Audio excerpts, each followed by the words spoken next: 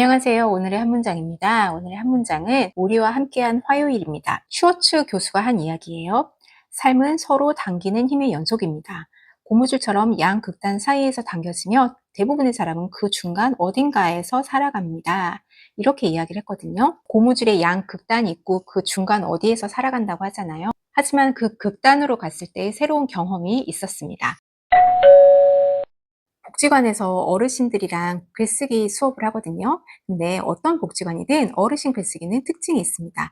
퇴고를 싫어하신다는 겁니다. 그 시대의 어르신들은 글쓰기는 특별한 사람들만 하는 거였잖아요. 선택받은 작가들이 하는 거였습니다. 그랬으니 아예 써보지 않으셨거나 일기만 써본 어르신들 입장에서는 고생스럽게 쓴 글을 또 고치는 일이 쉽지 않습니다. 시니어 글쓰기 수업은 솔직히 누구한테 내보인 글을 쓴다기보다는 쓰는 경험과 즐거움을 드리기 위함이니까 사실 일단 초고를 쓰시는 것만으로도 목적 달성이기는 해요. 그랬어도 글쓰기에서 퇴고를 포기할 수가 없잖아요. 그래서 매일 시간 말씀을 드리긴 합니다. 소용없는 짓 같기는 하지만 이게 지켜야 할 마지막 마지노선이라고 생각을 했어요.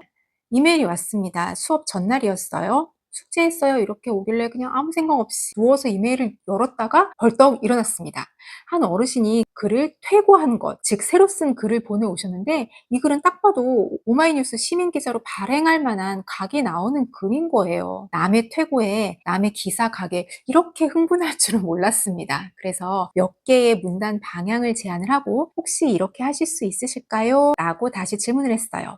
어르신 수강생으로부터 기꺼이 하겠다는 답이 왔습니다. 그렇게 글을 완성해서 오마이뉴스에 송고했습니다. 제가 기사를 송고했을 때보다 막 더 결과가 기다려지더라고요. 기사가 발행됐다는 연락을 받았을 때는 제 글이 기사가 됐을 때보다 훨씬 더 신이 났습니다. 얼마 전에 나온 정지우 작가님의 돈 말고 무엇을 갖고 있는가 이 책에서 보면 타인의 성장을 생산의 확장이라는 측면에서 봅니다. 누구나 성장을 바라지만 나만의 성장도 결국은 공허한 지점이 있기 때문에 타인의 성장을 돕는 게 진짜 기쁨이라는 그런 식의 논리였거든요. 저는 과거 학생 때 했던 조교를 제외하고는 지금껏 했던 경제활동은 다 강사였어요. 누군가를 가르치고 그 성장을 보는 게 일이긴 했지만 그게 기쁨까지 갔는지는 솔직히 잘 모르겠습니다. 홀로 서울살이를 하던 20대 시절의 강사는 그저 생존 방식이었어요. 전업주부가 된 지금은 이 강사라는 게 사회적 명함을 간신히 유지하는 수단이어서 더 그랬을지도 모르겠습니다. 생각해보면 수강생에게 시민기자를 제안한다고 해서 저한테 돌아오는 혜택이 없어요. 수업 시간에 할 수 있는 게 아니니까 따로 시간 내서 하는 잔업인 거죠. 시간당 페이를 받는 저 같은 떠돌이 강사에게는 가장 비효율적인 일입니다. 효율성만을 따지면서 일했던 강사가 시키지도 않은 일을 하면서 기쁨을 느낀다는 거는 언뜻 보면 좀 이율배반적일 수 있잖아요. 근데 그 기쁨은 숫자로 셈할 수 없는 관계의 본질에서 비롯되는 것 같습니다.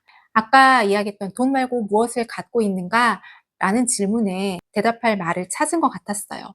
누군가의 성장에 손을 보태고 그로 인해서 그 사람의 세상이 조금 더 넓어졌다는 걸 목격하는 순간 제 안에서도 무언가가 좀 넓어지는 거를 느꼈거든요. 우리와 함께한 화요일 거기서 슈워츠는 삶은 서로 당기는 힘의 연속입니다. 고무줄처럼 양 극단 사이에서 당겨지면서 대부분의 사람들이 그 중간 어딘가에서 살아갑니다. 라고 했잖아요. 강사로서의 저는 늘 시간과 효율이라는 한쪽 극단에만 매달려 있었던 것 같아요. 하지만 이 어르신의 글을 퇴고하고 시민기자로 첫 발을 내딛게 돕는 일은 다른 극단으로 끌어당겼습니다. 효율성이라는 잣대로는 도저히 설명할 수가 없는 따뜻한 감각이기도 했어요. 타인의 성장은 제 스스로 미처 바라보지 못했던 자신의 빈자리를 좀 채워주고 비추어주는 것 같았습니다. 그 빈자리를 채우는 것은 돈도 성취감도 아니었죠.